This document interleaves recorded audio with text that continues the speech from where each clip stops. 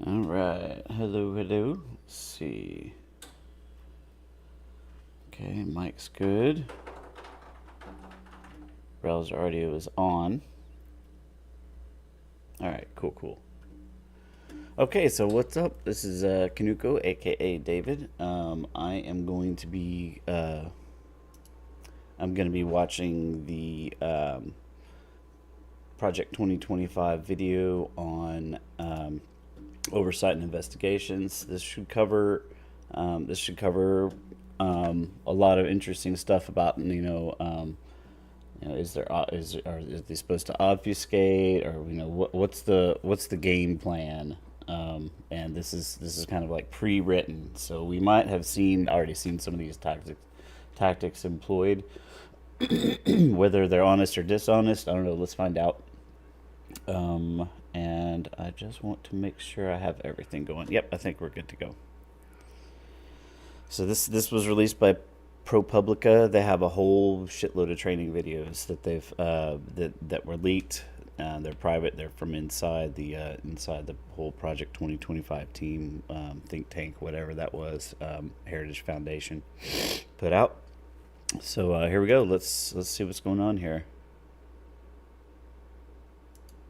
You took the course, you applied for the job, you got the job, you moved to DC, you're excited, you started, boom, you're under investigation. Front page of the New York Times. It's called Oversight and Investigations. And that's what we're going to talk about today, and what you need to know before you go in as a political appointee.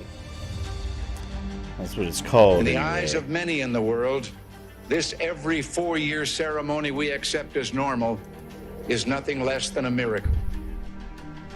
In America, we understand that a nation This is the intro to is every only video. living as long as it is striving. Striving. Only a few You gotta try. Just have gotta been try. granted the role of defending freedom in its hour of maximum danger. This great nation will endure as it has endured, will revive and will prosper. Whether we go forward together with courage or turn back to policies Man. that weakened our economy, diminished our all this leadership in the kicked world, off. America's future will Little be did in he your know. hands.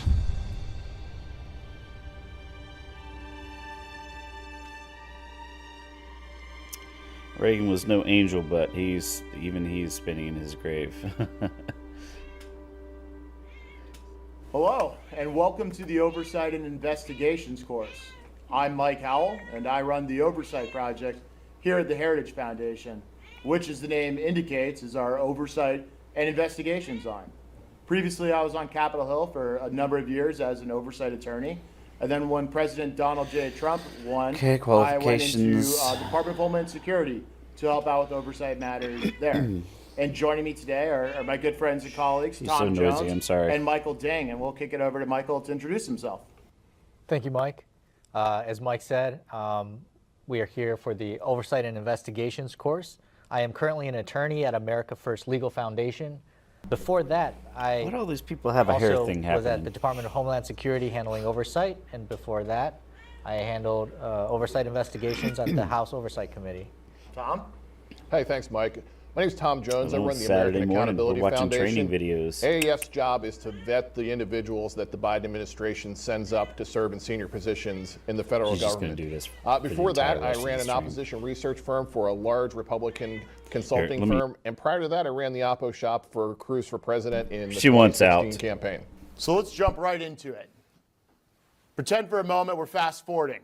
Boom, you got the job. Congratulations. You're in the next administration.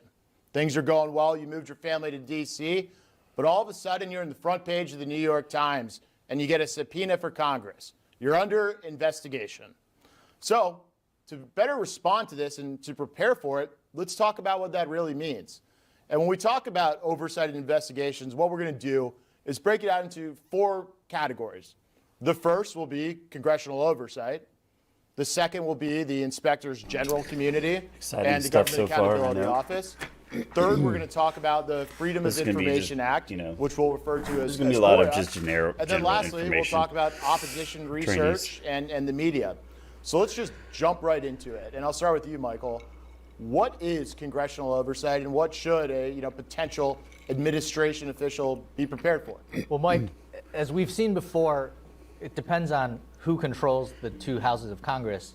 But as we've seen, when the opposition party is in control of one of the branches of Congress, they seem to utilize aggressive congressional oversight tactics to try to embarrass the administration that you're now working for. What you have to do is be mindful that everything you do, whether it's legal or not, they're going to come after you. Even if it's something you believe in, you're executing on the policies that you joined this administration to advance, they will find every way to embarrass you along the way for implementing those policies and serving the American people.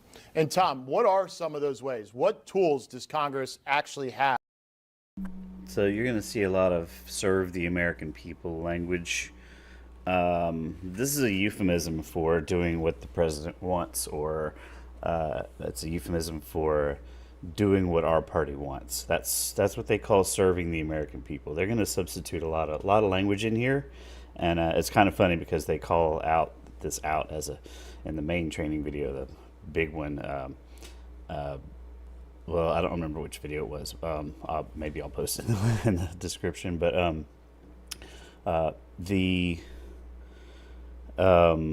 they say that the left uses language as a weapon, and they turn things around. Well, and they say that they act like this is a really terrible thing to do, but they've just really onboarded.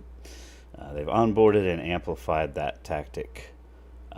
As if you've got your eyes open, and you've got your foot in both camps, you can see this happening.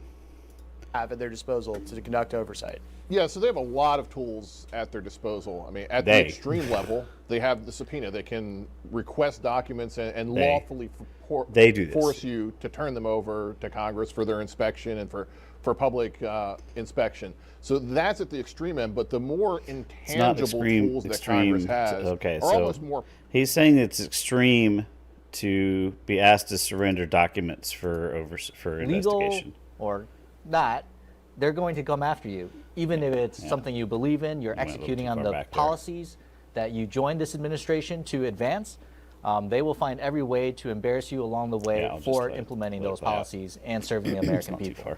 And Tom, what are some of those ways? What tools does Congress actually have at their disposal to conduct oversight? Yeah, so they have a lot of tools at their disposal. I mean, at the extreme level, they have the subpoena. They can request documents and lawfully force you to not turn necessarily them over characterizing to Congress it as for their extreme inspection action, and for public the strongest action. inspection. All right, that's fair. So that's at the extreme end, but the more intangible tools that Congress word choice has is a little are almost more powerful. What they can do is they can haul you up before the committee, embarrass you, force you not to answer questions, and make you look like you're obstructing and you're not make you doing look the like business you're of the American obstructing. people. So they have a wide variety of things kind of in between that. They can call witnesses in for depositions and make you sit down, answer a lot of questions, and really put you in a box that if you get the answer wrong, you place yourself in legal jeopardy down the road, or more importantly, make it look like the administration is lying.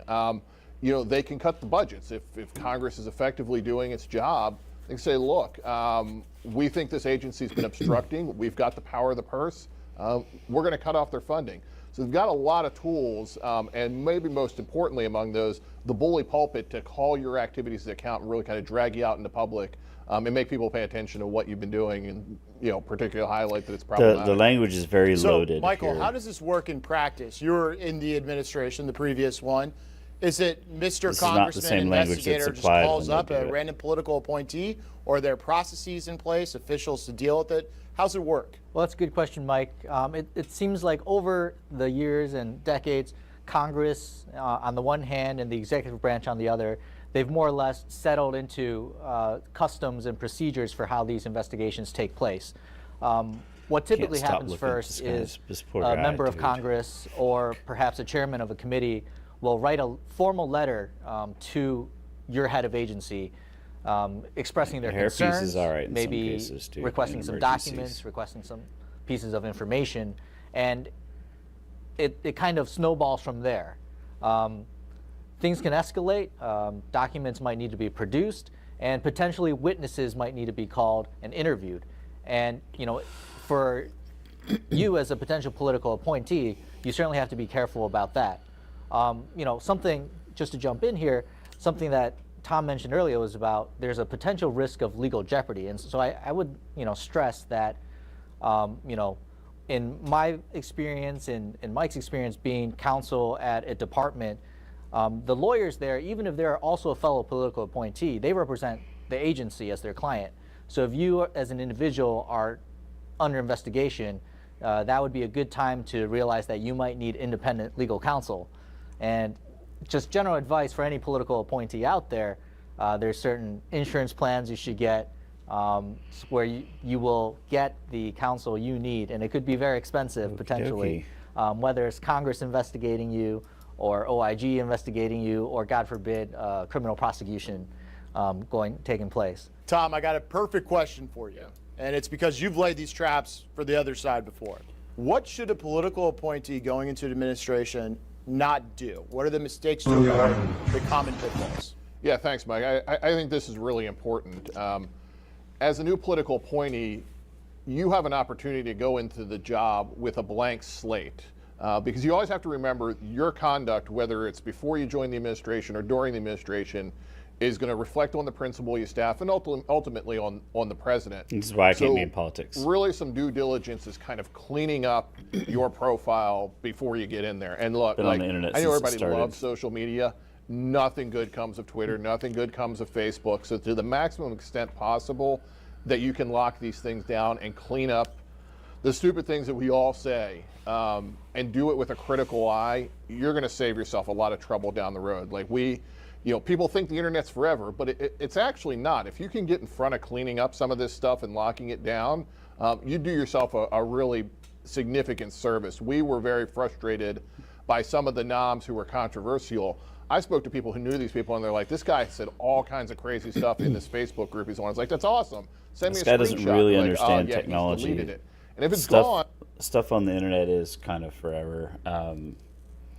There's servers, just logging just all the text, all the clicks, all the seconds hovering over things.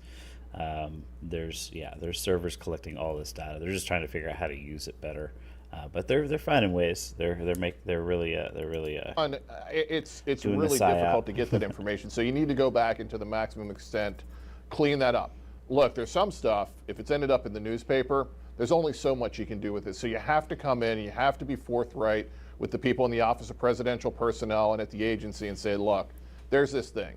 And you need to let them make the decision of, okay, well, we know this is a thing and we can deal with it and we have ways to manage it, or hey, this is just too much. It's too much trouble it's worth. We'd love to have you here, but it's not going to work. I wonder how much headset. So you really need to be forthright with folks, because the last thing mentioned. people want to be is surprised by some stupid thing you said in the student newspaper at college, or something that's going to come back, and they have to answer, hey, why did we hire this chucklehead who said all these terrible things years ago that are completely out of step with the president's agenda? So you really need to get in front of those things, clean them up to the maximum extent you can, and come up with good answers for what's happened beforehand.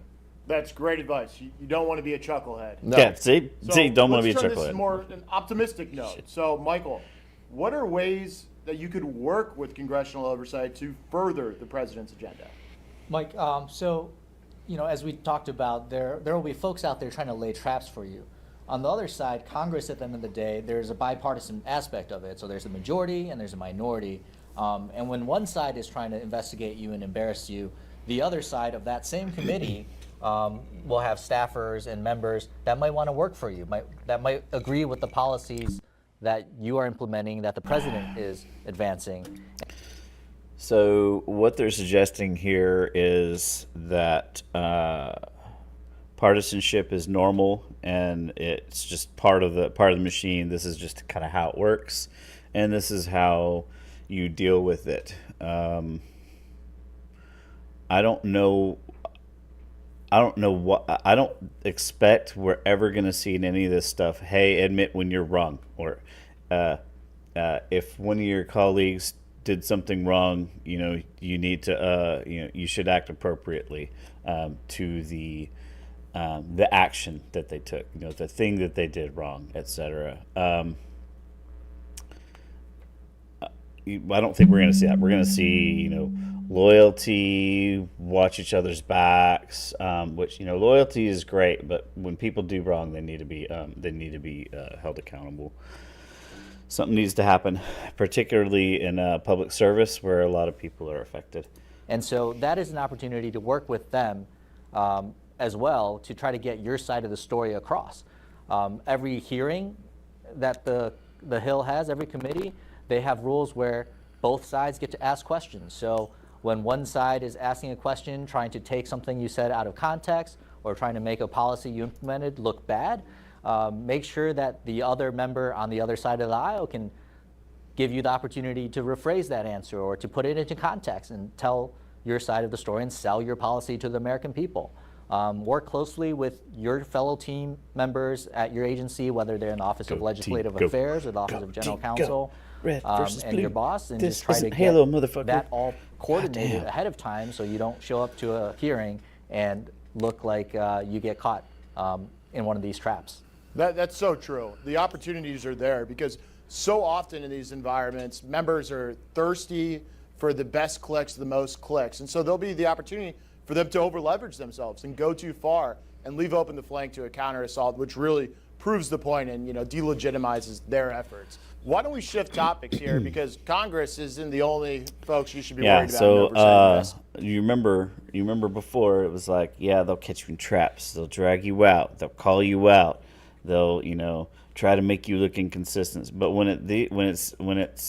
Why don't we shift topics here? Because Congress, the opportunity for them to over-leverage themselves and go too far and leave open the flank to a counter-assault, which really proves the point and, you know, delegitimizes their efforts. Delegitimize efforts. Here because Congress isn't the only folks you should be worried about in oversight investigations. That's the same thing. But there's this whole other community of permanent bureaucrats that are out to look after your conduct. Not going to be. And what I'm talking about here are the inspectors general and the government accountability officer are two that come to mind. So Tom, why don't you? These guys. Okay, let's see what happened to these guys. What happened to all these people?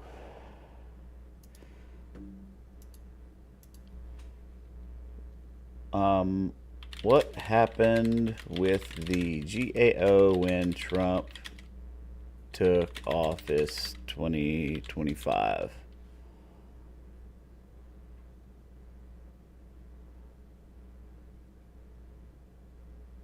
Wait, no, it was the IGs. What happened with the IGs?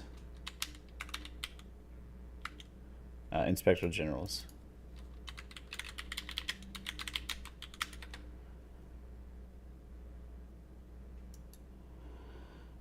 Fired 17 of them. Inspectors General, yeah. So, I guess there's more than one way to solve that problem, right?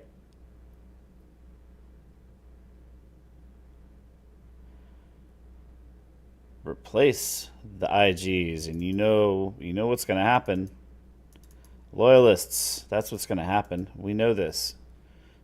There's historical evidence. Explain here. What inspectors general are IG and GAO? Patel Cash. Yeah, so the inspectors general are permanent staff within the agency that are responsible for rooting out fraud and abuse within the agency operation. And these are guys you don't want to get crossways with. These are guys that show up with badges and they can conduct investigations and they have the power to investigate in a way that really a lot of other investigative agencies and organs don't have. So, you know, they vary in the quality. Some agencies have outstanding inspectors general who are impartial, who are looking at rooting out fraud. Some agencies have guys that are kind of meh. They're less than stellar. But at the end of the day, you don't want to be in kind of the crosshairs because they can get information from outside sources or within the building that says, hey, we think there's a problem going on within this department. We think this political appointee's misbehaved, done misappropriated funds, used things outside the proper course, coordinated with political actors, and can really create a lot of difficult problems for you. The GAO has similar investigative abilities. They're an organ of the United States Congress and are often, when members of Congress and committees are concerned about problems within agencies and they want investigations, but they want to see them occur outside of maybe the partisan atmosphere of a congressional investigation. They may task the GAO to investigate, do an assessment. The GAO is regularly coming back and reporting on the functioning of programs and departments. So you don't want to be on the kind of the receiving end of GAO saying this program's been maladministered, it's problematic, it's rife with waste, because it's often congressional staff are don't like, be corrupt. budgets. That's the lesson and here. the first place you go is, hey, let me grab the high-risk series from GAO, let me grab their latest report, because they have a lot of credibility because they're seen as impartial, even though they're part of Congress. And it's really difficult to push back against GAO if a GAO report comes back and says your program's rife with waste. And those reports are something just Joe Public can go on the internet and get access to. But So it's you also wanna probably a find good idea. waste. If you know what Don't we wanna department find or waste, agency people? you want to go into, look at what GAO and the IG have said about it before, because that's what you're going to get asked about, either by the IGs or Capitol Hill. Michael, I want to see if you wanted to add some more color to what Tom Waste, said. fraud, and abuse. Share some experiences with IGs and GAO. I know you have a lot of those. Yeah, with GAO, as Tom mentioned, they're supposedly nonpartisan, independent, and also Congress and not executive branch, which certainly presents some trickier constitutional law issues there. So on the one hand, you have OIG, and as Tom mentioned, they're hardcore investigators, right? Some of these guys have badges and guns, so you don't want to be in their crosshairs. And it's in some ways harder to push back on those investigations. It's almost like dealing with law enforcement. But GAO, they kind of walk this gray area, so navigating is kind of tricky. As always, I suggest any political appointee to immediately loop in their supervisor and/or the Office of General Counsel and kind of mediate that relationship. Because at the end of the day, if they're a part of Congress, they also have to adhere to some of the dynamics that are present inherently between co-equal branches of government. So sometimes they need to preserve their relationship with your agency in a way that provides them access, an ease of access for their regular audits, their investigations. So if they get carried away with what they share with Congress immediately without respecting the executive branch privileges, they might lose some access to that, and they also don't want to hurt their relationship that they've built over the years, working very closely with your agency. So navigating that, it's a little tricky, but it's not necessarily the case that they can get whatever they want just because they asked for it. At the end of the day, they are an arm of Congress, which is a co-equal branch of government, and so they have to respect those norms. Yep, absolutely. And on IGs, they work for the executive branch, which Going is with the going to be co-equal led thing now. by you all watching this. Political management of the bureaucracy is something I know is spoken about in a lot of these other courses. So I got an absolute softball for Tom because I know his thoughts on I got this. to hand it to Michael. Should the He's next the administration snazzy dresser. exercise their authority to select and love appoint those blue their socks. own IGs? Yeah, most certainly. And I'm a firm believer in the unitary executive and that they should have control of the people that work within that government. So yeah, 100%. I'm confident the next administration can What do they mean by select among unitary a executive? large pool of competent All right, let's go back a investigators. little They bit should here. have control of the people that work within that government. To select and appoint their own IGs? Yeah, most certainly. And I'm a firm believer in the unitary executive and that they should have control of the people that work within that government. Okay, what's the unitary executive?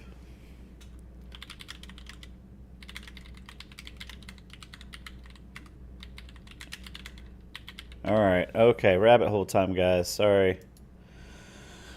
Okay, the unitary executive theory is a constitutional law theory. It's just a theory, guys. It's just a theory. The President of the United States has sole authority over the executive branch. This theory often comes up in Jewish jurisprudential disagreements about the President's ability to remove employees within the executive branch, transparency and access to information, discretion over the implementation of new laws, and the ability to influence agencies' rulemaking. I wholeheartedly disagree with this. Wholeheartedly disagree with this. If you can have conflict within Congress, if you can have dissenting Supreme Court justices, then you need to have some kind of counterbalance in the executive as well. Otherwise, we're not looking at equal branches. We're looking at one machine versus two other branches with with turbulence or with resistance. Since Reagan, yeah. A stronger Supreme Court has, wow, the Federalist Society. Yeah, I don't agree with this. Maybe I'm an ignoramus. Maybe somebody will correct me in the comments. But no, I don't like that. So, but that's just that. I don't know if that's just disagreement or if, no. I don't think there's necessarily a moral thing to that. But I mean, it does strike me that if you're trying to max out executive power, you're trying to move towards having a king. I'm not like okay with that. So yeah, 100%.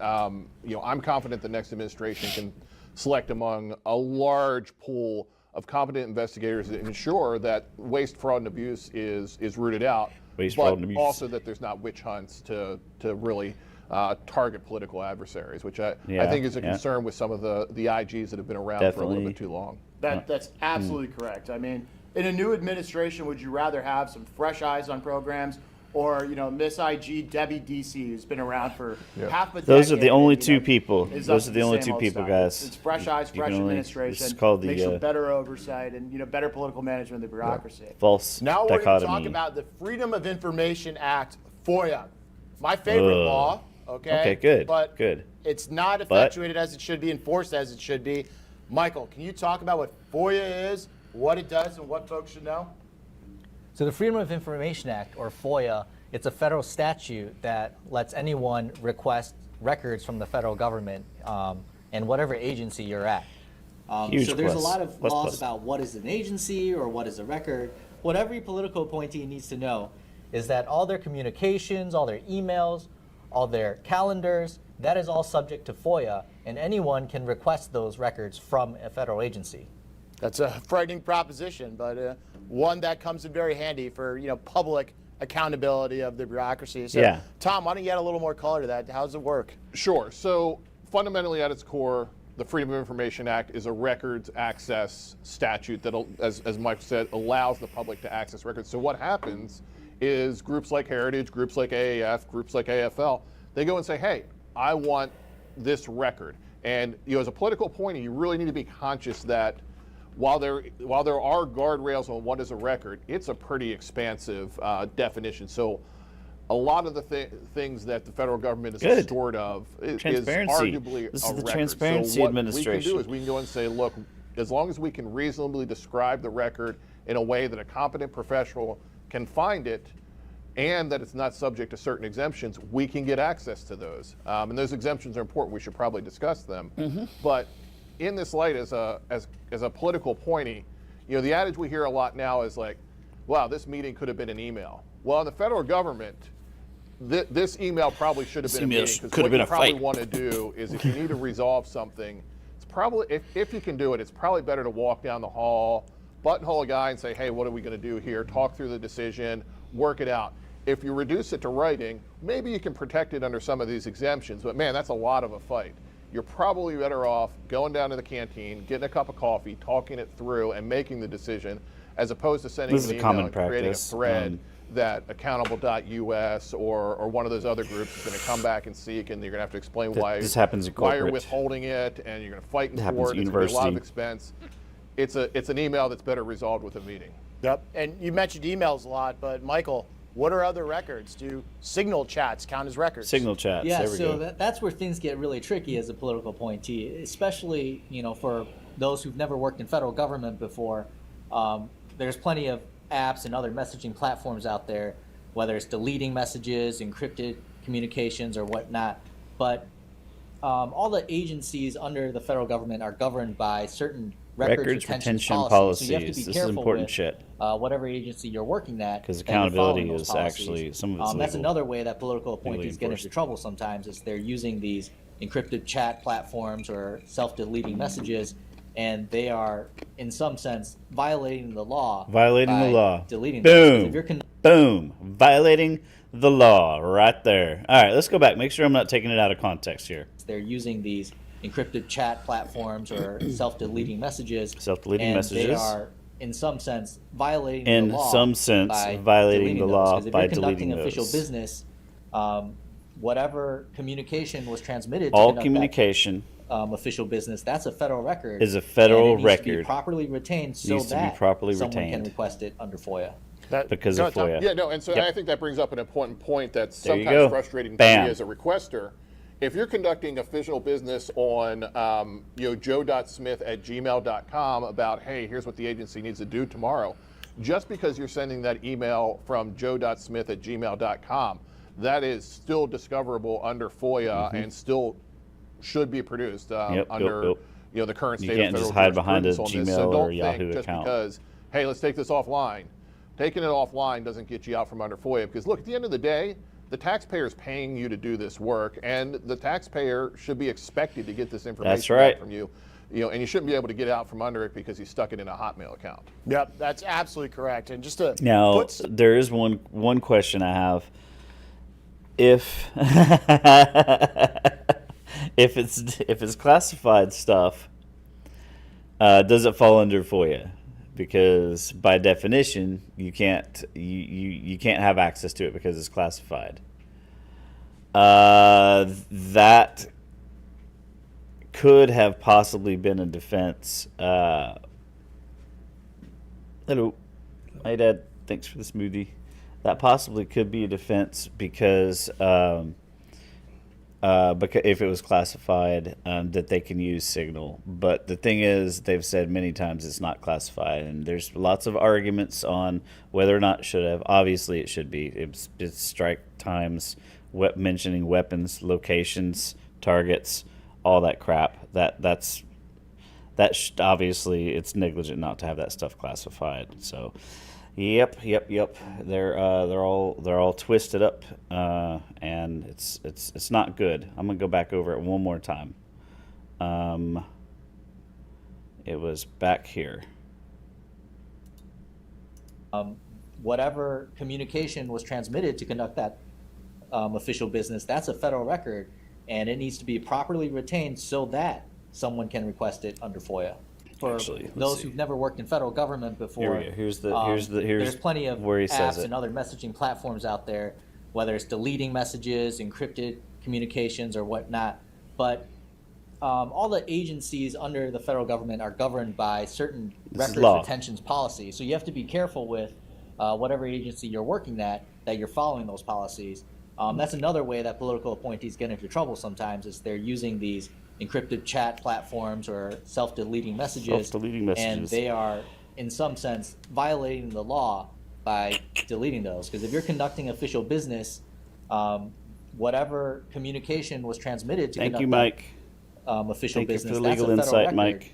and it needs to be properly retained so that Too bad someone can request it under FOIA. The CIA doesn't know this. Yeah, no, and so I think that brings up an important point that's sometimes frustrating to me as a requester. If you're conducting official business on joe.smith@gmail.com about, hey, here's what the agency needs to do tomorrow, just because you're sending that email from joe.smith@gmail.com, that is still discoverable under FOIA and still should be produced under the current state of federal jurisprudence on this. So don't think just because, hey, let's take this offline. Taking it offline doesn't get you out from under FOIA, because look, at the end of the day, the taxpayer is paying you to do this work, and the taxpayer should be expected to get this information back from you. And you shouldn't be able to get out from under it because you stuck it in a Hotmail account. Oh my God, that's absolutely it's been echoing correct. this whole And time. just to foot stomp on this convo, so often in these congressional oversight disputes, where it ends up are questions of records retention. I mean, look no further than the dispute with President Trump versus the National Archives. It's about fundamentally records retention. These are where, when Congress and the executive branch get into conflict, they start fighting over whether the records were properly kept, and then you start abutting things that could have criminal penalties in terms of records retention. So it's very important to make sure you have solid information security processes in place, storage, et cetera, because that's how you can really get et cetera. Yeah, and I think particularly for younger people that are going to come into the federal government, don't behave electronically like you did with your friends in college or kind of your first job, because kind of the casual nature that we communicate nowadays is not appropriate for communications within the federal government. Yep, It fire really emoji. can come back to bite you. You send it what you think is kind of an offhand comment, and you end up in a FOIA production, and then you've got to explain it, and it's always going to sound worse than you were just trying to be cool or you're just sending a quick email as you're walking to Starbucks, you really need to be careful. You really need to be disciplined, and you got to not let yourself kind of fall into the ease of conversation that things like, text messaging or Snap or any of these other things, Slack, let you do. It can be really disastrous when you have a Slack message waved up in front of you in front of a congressional hearing. I mean, look, like FTX had the daylights beaten out of them for approving ridiculous expenses in a Slack conference room. You can't be doing that kind of stuff if you're a federal employee, because it's going to come back. You're going to get whacked upside the head with it. Right, and you got no say in whether it comes out. I mean, these things are stored on back-end, devices and central bureaucrats access to respond to the FOIA. So you might not even know if your deepest, darkest, most embarrassing emails have gone out the door already. Let's shift, though, again into our final pillar. Oppo research, and we'll say slash the media, because you're so often one and the same. So. Tom, you run essentially an Oppo research firm. You have before. What is Oppo research? Tell us about it. Sure. Fundamentally, at its core, Oppo research is about storytelling. It's about gathering facts and presenting them in a way to tell a story. And I think the important thing that people coming to Washington need to understand, and particularly remember about opposition research, is Oppo guys like me, our responsibility is not to tell both sides of the story. Our job is to aggressively and thoroughly tell the story that we want to tell.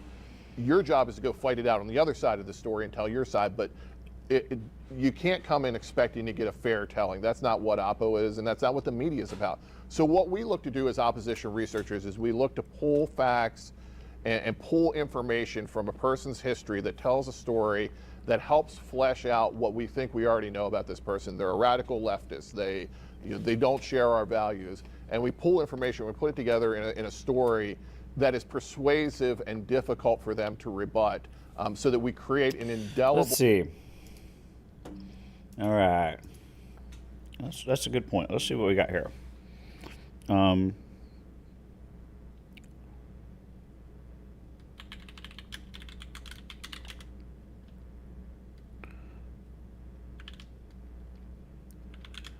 Presidential or Republican primary.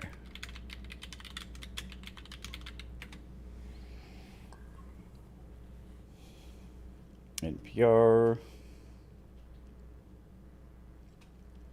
Nobody on the right likes NPR. Is PBS also considered a fucking lefty rag these days? Website with GOP, ties funded research, Trump dossier, Surrey. PBS is also going to get gutted. Sick.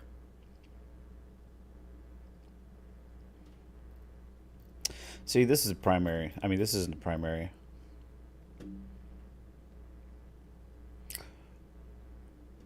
Huh. Oh, this is interesting. A little bit of backstabbing. Marco Rubio. Cool. Boy, y'all see Marco Rubio's face during that during the Zelensky Oval Office meeting.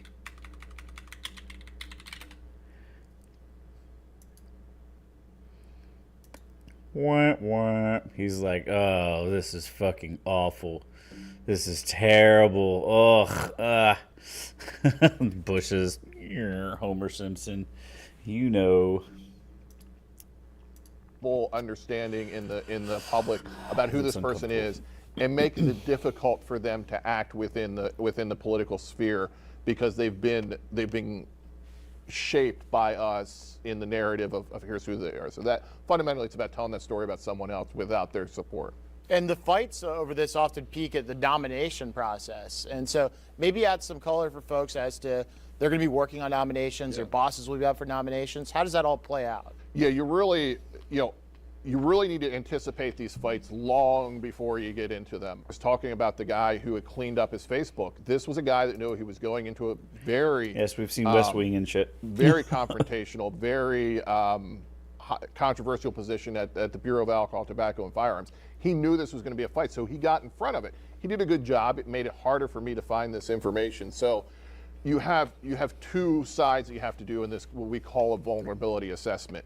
You need to treat your guy like he's your target. Treat him like the bad guy. Dig in and approach him from, if I was someone who wanted to drag my boss through the mud and blow up his confirmation, what would I do? Think like them. Okay, I'm going to pull this item from his history. All right, do I have an answer to that? What do I say when they say you wrote this article in law school that says such and such? Do you have a response? Glad nobody's watching right now, you need to have because a response. So you need to go through and do all those things. Ideally, feel like you want to take a do shower, those things like I do way right now. before you get to the president intends to nominate. You want to clean all those things up, and you want to have the answers ready, and you want to sit down and you have what we call a murder board, where you go through this really kind of terrible and unpleasant conversation where people ask you questions that are uncomfortable. You may not have good answers, and you work through those till you eventually get to the point, hopefully, where you say, yeah, this will be a little bit bumpy, but I've got good answers for everything. I can explain everything, and there's nothing out here in my past that we haven't discussed that I don't feel comfortable with. You want to do that thorough, because the last thing you want to do is have your boss up on the Hill asked a question about something in his past that you didn't talk about beforehand, because he's going to mumble, he's going to look stupid, he's going to look evasive. All right, media section might be You need more to have interesting. a clear answer that has been practiced. I don't think I'm going to bother with the closing thoughts, because it's just going to be... It doesn't sound rehearsed. So you really need to spend the time to put them in that position to be effective, and you got to be thorough to do it. It's heavy cool. stuff. All right. It's the price of Next admission, section. if you want to serve.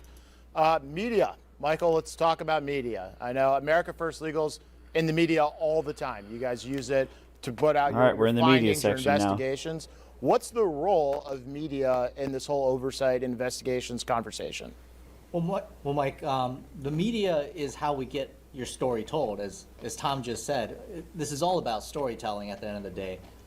That's what a lot of Congress does, right? Like with their hearings. What's the point of doing a hearing if they don't get any media coverage? Why is some of his hair so short? With everything that's going on while you're there as a political appointee, you're trying to get your policies done. At the same time, other than thinking about the actual policy itself, which is complex stuff, right? This is the governance of the republic. It's not easy stuff. You also, though, have to keep in mind that how all your actions, all your decisions are going to play out in the media. So that could be the policy itself and how it's rolled out. So maybe try not getting jacked off in a theater. The deliberations that watching went into Beetlejuice. making that policy, right? Maybe you guys considered many options along the way. You have to wonder if you've put these things in writing or discussed it. If this gets out in a hearing or in a document release, how is that going to look? Did you pick the most reasonable option, or did you pick some other choice that there was another ulterior motive there, or another hidden agenda? Those are all stories that people will tell, whether or not it is what actually happened, because they weren't there. They weren't there in the room with you making those policies. But you still have to be mindful that there might be a plausible story that someone can tell. So you need to, just like with the murder boards on Opal Research as an individual under the gun, you also have to think about, how all the things you're doing are going to play in the media. I'm noticing here that there is a big, it seems like there is a big conflict between what the plan is and what's actually taking place, like a big, major conflict. You hear President Trump say, I've never heard of Project 25. You see some of these cabinet members that he appointed, they don't seem to be aware. Like, they're not doing any of this shit. So maybe it's important to maybe get a list. Like, let's look and see who is actually involved with Project 25. See what cabinet members helped write Project 2025.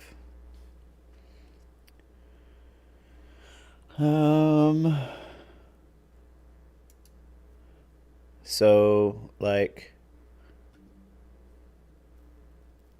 104, Jesus, Russ Vought. Okay, Stephen Miller. Okay, Stephen Miller. Caroline Leavitt. Okay. So these two, for all their flaws, like, I do kind of see them. I haven't seen a lot that conflicts with Project 25 with Caroline Levitt nor Stephen Miller. These other guys, I should know more. Oh, Tom Homan. Oh, Jesus Christ.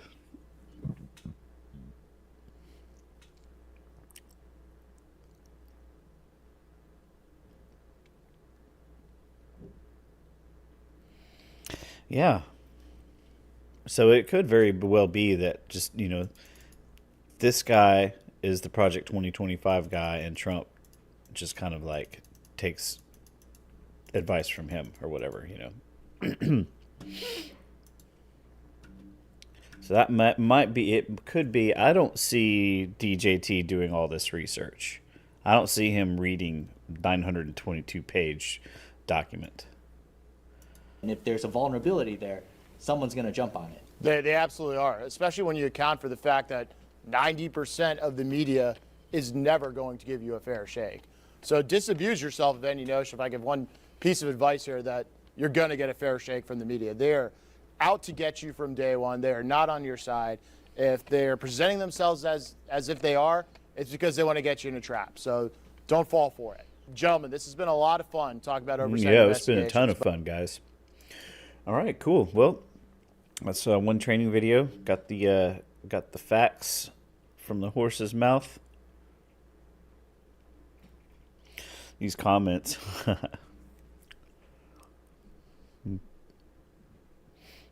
I'm actually really glad that there are actually people watching this. As long as you can hide your bad behavior, you're good with us.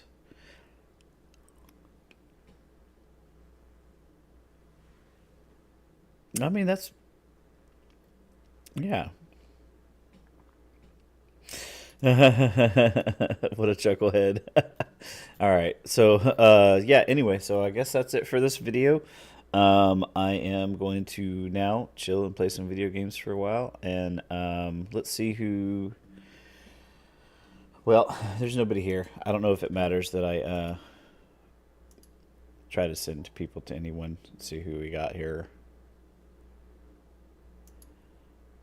Yeah, timing is everything, right? Nobody's wanting to watch this shit first thing in the morning. But we've got it on record. And nope, I don't have anybody online that y'all would that likely be interested in. I'll go ahead and share Legend of Total War. This guy's a Total Legend. This guy's a Total War Warhammer streamer. Oh. Why does it say he's online?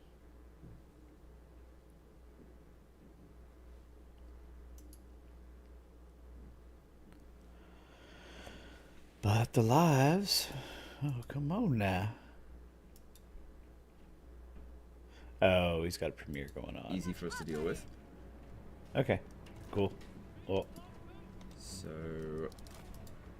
Got another unit coming in. Yeah, that's it. We want them to trickle in a little bit at a time. That way the cavalry can go and get them. I hope somebody comes back and watches this, finds it interesting. Y'all have. I guess another benefit, if we look on the bright side of this,